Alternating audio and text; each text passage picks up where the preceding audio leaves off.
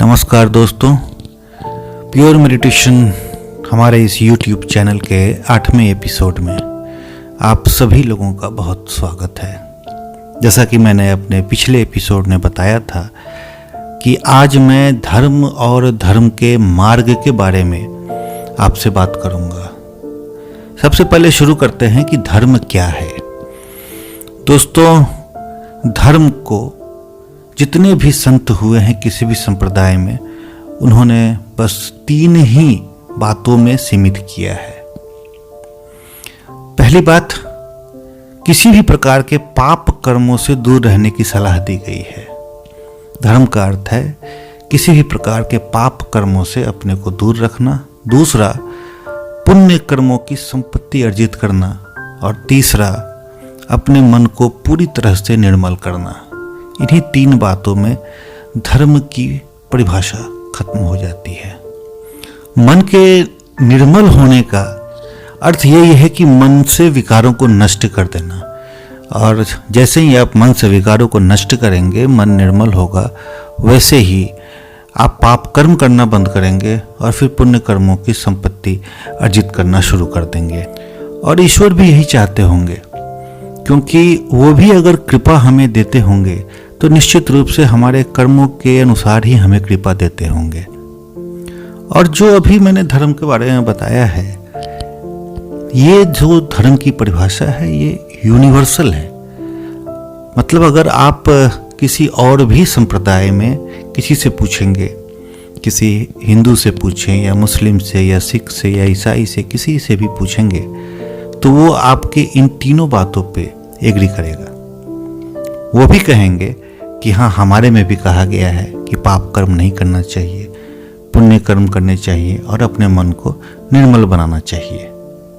तो जिसे सभी मानते हों वही सत्य होना चाहिए और वही सत्य है भी।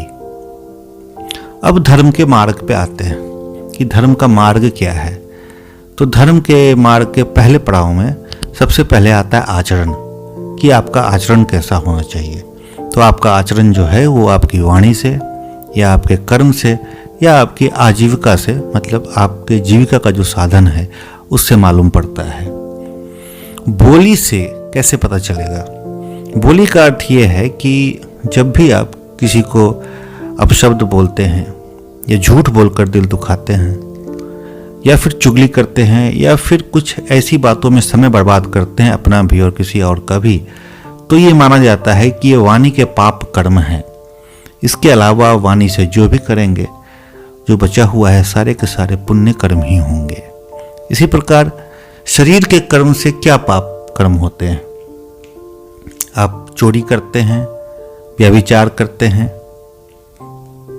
किसी को शारीरिक रूप से कष्ट पहुंचाते हैं या कोई हिंसा करते हैं, किसी की हत्या करते हैं, तो ये शरीर के पाप कर्म हैं।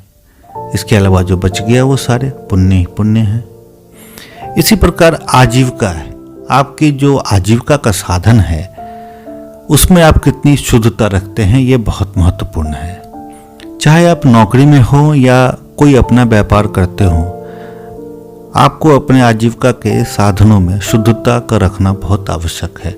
अगर आप शुद्धता नहीं रखते हैं तो फिर ये पाप कर्म होता है और फिर पाप का अर्जन होता है। आज के एपिसोड में हमने धर्म के मार्ग के पहले चरण को समझा है कि किस प्रकार अपने वाणी के कर्म को हम मैला होने से बचाएं, शरीर के कर्म को मैला होने से बचाएं और अपने आजीविका के साधन को मैला होने से बचाएं।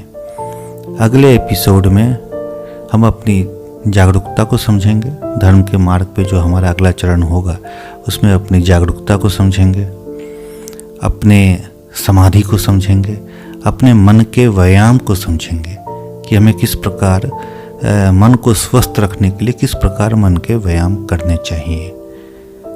तो अगले एपिसोड तक आप हमारा इंतज़ार करें और मेरे हर एपिसोड को एपिसोड नंबर 1 से देखें। ये मैंने क्रमवार बनाया हुआ है। मैं हर एपिसोड में कहता हूँ कि आपको अगर ध्यान को ठीक से समझना है तो क्रमवार मेरे सभी एपिसोड को देखते रहें, बार बार देखें और निश्चित रूप से आपको इससे बहुत फ़ायदा होगा।